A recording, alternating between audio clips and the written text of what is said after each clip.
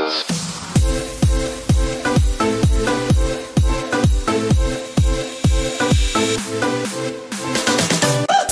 problema sa amin. So, pero bago yun, may iba naman tayo, Carla Jade. So, by the way, bago ka umuwi, kamusta naman ang pagkatrabaho mo dito sa Hungary? Para sa mga kaalaman natin mga ibang kababayan dyan. Overall, thumbs up. Kaya-kaya lahat ng mga Pilipino. Kaya-kaya lahat ng mga Pilipino. Kaya-kaya magtrabaho dito sa Hungary. Bilang isang single. Na may mga tax na sa katutak. Mga single, kailangan mo budget talaga ng... Budgetary ka dapat. Budgetary ka kasi ako, example, single ako. 30 years old, tas wala akong anak. Ang sahod ko dapat is example natin, linis ko 40,000 pesos. Pero yung kaltas nun is 23, 24, 25,000 sa peso. Which is, hindi ko makukuha. Kukunin nila lahat yun. Hindi ko makukuha yung, walang tax. Kahit no Japan ako, may tax. Makukuha ko pag within 3 years. Wala makukuha. 26, 20, 23, 24, 25,000 naman. Wala makukuha.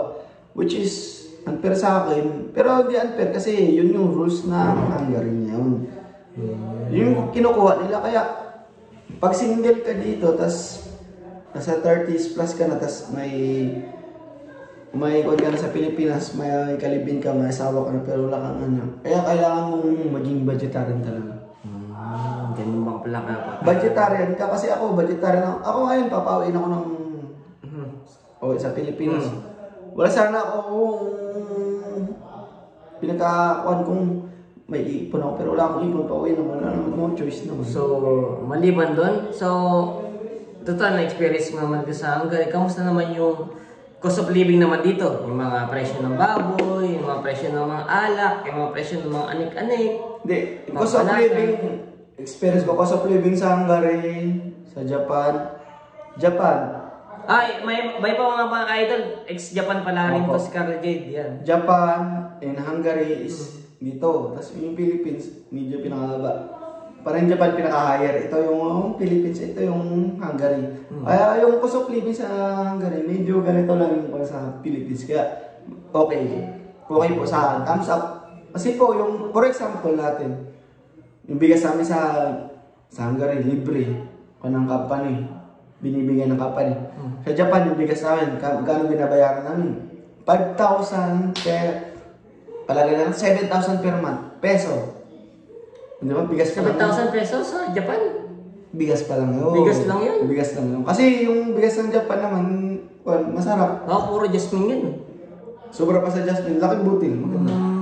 Sarap. Pero, malta yung cost of living sa Japan. And then, karne nila, tas yung mga Philippine store, times 4 mga ganito, ganyan. Kaya yung nagkakasuot sa Japan sa una, dati, 20,000 to 25,000 per month. Sa akin lang, single ako. 20-25. Pero, masaya na ako doon. Nakagala na ako. Nakakain ako sa labas. 20-25,000. Hindi na ako parang bagong ay, music ako ganito. Masaya na ako doon. Gala-gala ako doon sa ganito. Pero pag tipid ka sa Japan naman, gusto mo hindi ka makagala. Doon ka lang sa bahay mo. Siguro kapalaga natin, 15,000 ka per month. Pesos? Pero 25, bahay ka lang yan sa Japan. Bahay ka lang, kain ka na. Lasing ka na nun. Lasing ka na. Kasi may painom naman, katulad ko. Tulad ko, papayin mo ko sa'yo, punta dito. Yung nga lang, boring ka. Wala kang gala. Ako, gumagana ako makain. 25,000 sa Japan. Peso yun ha. Pero yung kaltas namin sa Japan is 30,000 per month. Pero nakuha namin yun within 3 years. So, maliban doon, may bisita tayo si paring Mark. Ay, di pala ayaw niya sumali. So, maliban doon, Carla Jade, overall, kamusta naman ang experience mo dito sa Hungary? Tanong ko yun. Overall experience mo sa Hungary, it's okay. Yun nga lang, unfortunately, Opportunity, nangyari nga yung panahon na natanggal kami. Unfortunately, walang gusto. Hindi naman nila inasahan yung pagkanilang pagkatanggal, mga idol. Pati yung mga bisor namin tsaka yung mga team leader. Nagulat ng mga bisor lahat. Kasi pero yun yung desisyon na siguro may kapal tsaka yung director. Kaya pupunta yung mga idol, pupunta sa next stage. Sabi nga nila, goodbye not means to say goodbye means to say everything na. Goodbye it means panibagong journey. Kasi mga OFW ganun po. Goodbye ng work. It means end na. Pag goodbye ng work, panibagong journey naman. Kasi may parang Panginoon binibigay pa sa kami kung malay mo. May punta kami sa dati nga natin yan. Kailan yung next video natin ito kung nagkataon? Pag naging successful na si Berto dito, mga Berto TV na Hungary, pag nagsisipul na siya sa negosyo niya. Ito yung negosyo niya, may pera sa basura. Pag naging successful na siya, may video niya po. So yun yung pera sa basura. Maliban doon, Carl Jade, ano yung ano ang pakiramdam mo na kung nagkataon, kunyari magkita tayo ulit, ano kayang setup ng video natin? Maliban dito sa last na to, yan. Palagay ko pag nakita kami ni parang Bert experience sa Hungary. Hindi, video, anong video? Saan tayo? Sa dagat ba? Sa desierto? Sa snow? Inuman po. Sa inuman na naman? Si Berto, may mukhang ganito tong kaibigan eh. Wala kang makakita ibang kaibigan si Berto ganito. Lahat na mga tao po kasi dito sa amin, lalo sa bahay, ganito po kami kakulot. Lalo si Berto, ganito po parang Jeremy sila parang kasi yung sa amin po, para po kami magkakapatid lahat nito. Kasi kakabatch kami. Ito lang ang masasabi ko na nakakapanghinayang lang kasi Opo. Gawa ng kahit pa paano sabihin natin na bago lang magkakilala. Pero yung iba talaga yung pag pinagsama yung pag-abroad, yung binild up nyo na friendship, bonding, iba. Tapos parang Berto first experience sa abroad, yung mga kasama. First experience ko. Alam yung mga kasama niya, mga puro buwang. Mga Bisaya, puro buwang. Tapos, first time ko iyakan si Harvey, Pangisinenses. Sila naman si Marvin, Carlo, si Jeremy, tatlo. Ilonggo, mga Bisaya. Malungkot literal talaga. Iba talaga. Stay tuned mga idol ni Berto.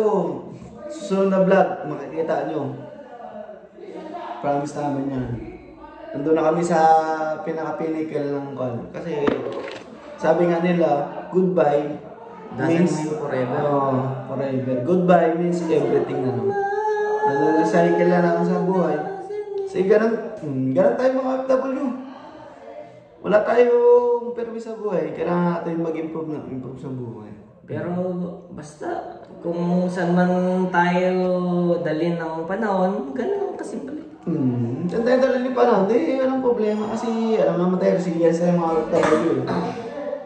Kasi ito, sa Pinas, Manila to, is Mindanao. Ba't kami nagkakalala? Dito ang layo-layo, di ba? Pero pinagtagpo, hindi tinadhana tayo. Sabi nga, pinagtagpo pero hindi tinadhana. Pero ang maganda doon is nagkakilala kami, which is yung banding namin, hindi lang pagkakaibigan, punta doon sa barkada. Kaya yung banding namin, hindi mo matatawaran. Yung maganda sa amin dito. Masaya ako sa nangyayari sa dito sa aking unang kami naman, di kami masaya na pauwi kami, pero masaya kami sa kanila. Dito pa sila kasi sila yung papapatunay na Filipino is worth dying for. Di ba? Give me 10 Filipinos and then I conquer the world. Kaya, Filipino is worth dying for. Lahat ng Pilipino, lahat ng sa abroad, OFW is satisfied. Makaka-agree kayo lahat dyan ng mga OFW, lahat ng Pilipino. Where do you hear that or Sabi ni Ninong ko na MacArthur. Carlo Jade, hanganga ako sa'yo. Si MacArthur, Bisaya si MacArthur Ano ka pala? Yung Pilipinos. You're a student of history pala. Give me 10 Filipinos then I will conquer the world. Give me 10,000 Filipinos and then we conquer the world kasi... Kala ko 10 Filipinos lang. Hindi, kasi 10 million Filipinos is all over the world.